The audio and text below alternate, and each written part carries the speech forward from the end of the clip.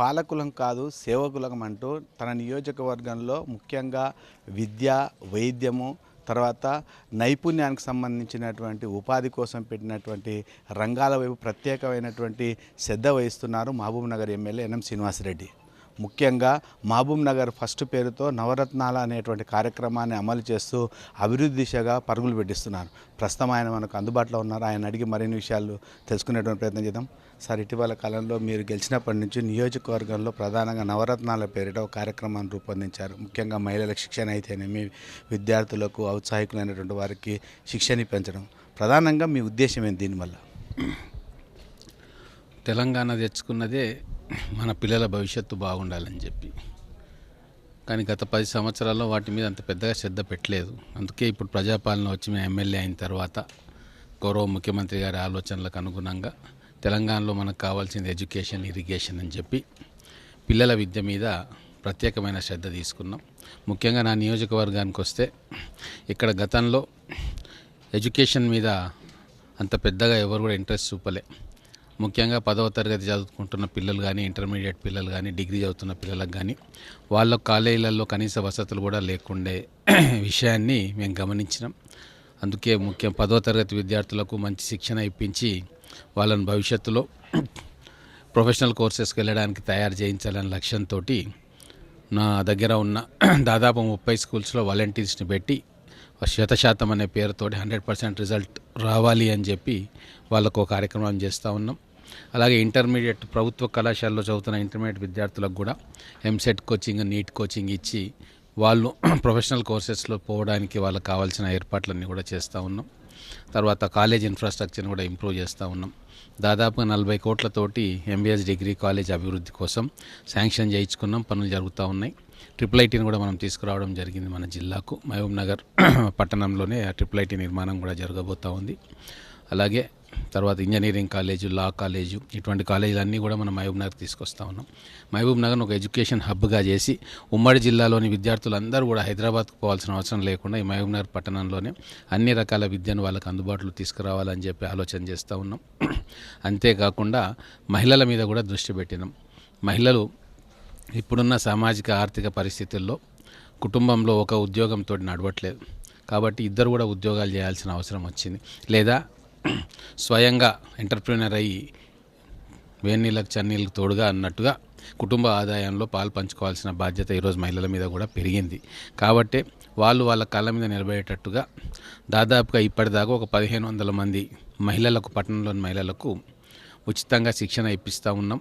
ఓ 4 కోర్సులను ఐడెంటిఫై చేసుకొని దాంట్లో వాళ్ళకు మంచి వసతులు కల్పించి మంచి ట్రైనర్స్ తోటి సెట్విన్ సంస్థతో టైఅప్ చేసుకొని వాళ్ళకు కూడా శిక్షణ ఇస్తూ ఉన్నాం.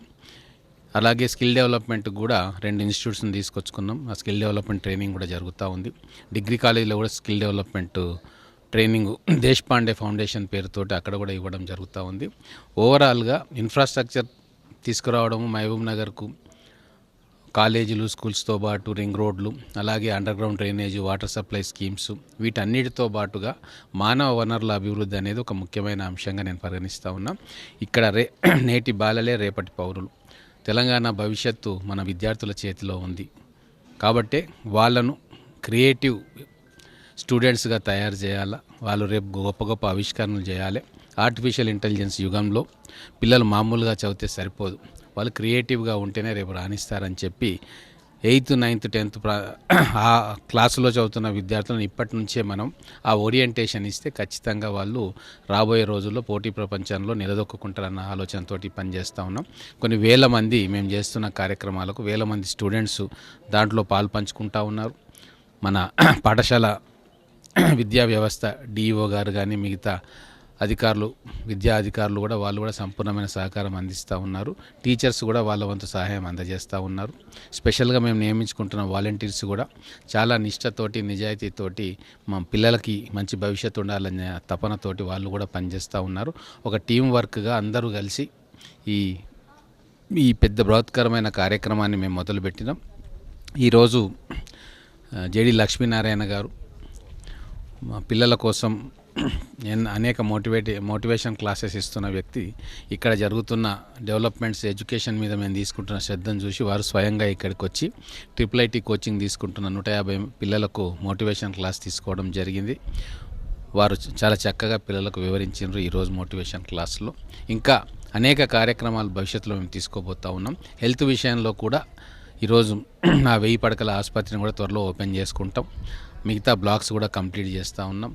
అలాగే హెల్త్ కిట్ అని ఎన్ఎం హెల్త్ కిట్ అని చెప్పి గవర్నమెంట్ హాస్పిటల్స్ ప్రసవించిన మహిళలకు వాళ్ళకి ఇమీడియట్గా ఇంటికి పోతే ఏ సామాన్లు అవసరమవుతుందో పిల్లలకు కానీ వాళ్ళకి కానీ అవన్నీ కూడా ఒక కిట్ ద్వారా వాళ్ళకి అందజేయడం జరుగుతూ ఉంది. ఇట్లా అలాగే హెల్త్ కేర్ సెంటర్స్ని కూడా ఇంప్రూవ్ చేస్తూ ఉన్నాం. విద్య వైద్యం మీద టోటల్ ఫోకస్ పెట్టి మహబూబ్ నగర్ నియోజకవర్గాన్ని నెంబర్ 1 నియోజకవర్గాన్ని చేయడానికి మా వంతు కృషి మేము చేస్తూ ఉన్నాం. దీంట్లో గౌరవ ముఖ్యమంత్రి గారి సహకారము, వారి ఆశీస్సులు మహబూబ్ నగర్ జిల్లా మీద, మహబూబ్ నగర్ పట్టణం మీద ఉన్నది కాబట్టి ఇవన్నీ కూడా సాధ్యమవుతూ ఉన్నాయి. గతంలో ఎన్నడూ లేని విధంగా పాలమూరు విద్యానిధి పేరిట ఒక విద్యా నిధిని ఏర్పాటు చేశారు. తర్వాత గడిచిన 2 సంవత్సరాలుగా నియోజకవర్గంలో ఉండే అన్ని స్కూల్స్కు డిజిటల్ కాంటెంట్ బుక్స్ కూడా ఇవ్వడం, వాటి ఫలితాలు ఎట్లా ఉన్నాయి? చాలా మంచిగా ఉన్నాయి, ఎంకరేజింగ్గా ఉన్నాయి. ఫస్ట్ ఇయర్లో నేను వచ్చినప్పుడు ఎమ్మెల్యే అయినప్పుడు అంతకంటే ముందు ఇయర్ 52% పాస్ పర్సెంట్ ఉండే, తర్వాత అది 80%కు పోయింది. ఇప్పుడు దాదాపుగా 100%, 92-93% వరకు వచ్చింది. ఈసారి అది 100% అవుతుంది. ఆ డిజిటల్ బుక్స్ వాళ్ళకి ఇవ్వడం ద్వారా పిల్లలకి ఏదైతే కాన్సెప్ట్స్ అర్థం కావో, ముఖ్యంగా సైన్స్లో ఫిజిక్స్ కావచ్చు, కెమిస్ట్రీ కావచ్చు, బయాలజీ కావచ్చు, తర్వాత జాగ్రఫీ కూడా, ఇవన్నీ కొన్ని టఫ్ సబ్జెక్ట్స్ పిల్లలకి. సో వాళ్ళకి క్లియర్గా అర్థం కావడానికి మనం డిజిటల్ బోర్డ్స్ పెట్టించాము, దాంట్లో కంటెంట్ పెట్టినాము. అలాగే పిల్లలు ఇంట్లో చూసుకోవడానికి డిజిటల్ బుక్స్ కూడా ఇచ్చాం. ఇది బహుశా తెలంగాణలో ఎక్కడ కూడా ఇవ్వలేదు. మేము ఇచ్చిన తర్వాత మా రిజల్ట్స్ చూసిన తర్వాత డాక్టర్ మల్లు రవి గారు మొత్తం నాగర్ కర్నూలు పార్లమెంట్లో కూడా ఈ బుక్స్ డిస్ట్రిబ్యూట్ చేయడం జరిగింది.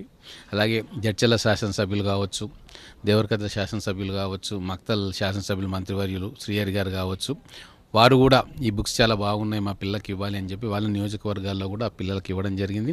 అలాగే తెలంగాణలో ఒక 12 నియోజకవర్గాలు, సింగరేణి ప్రాంతంలో ఉన్న 12 నియోజకవర్గాలు, మంత్రి శ్రీధర్ బాబు గారి నియోజకవర్గంతో సహా అక్కడ కూడా ఈ డిజిటల్ బుక్స్ను ఇవ్వడం జరిగింది.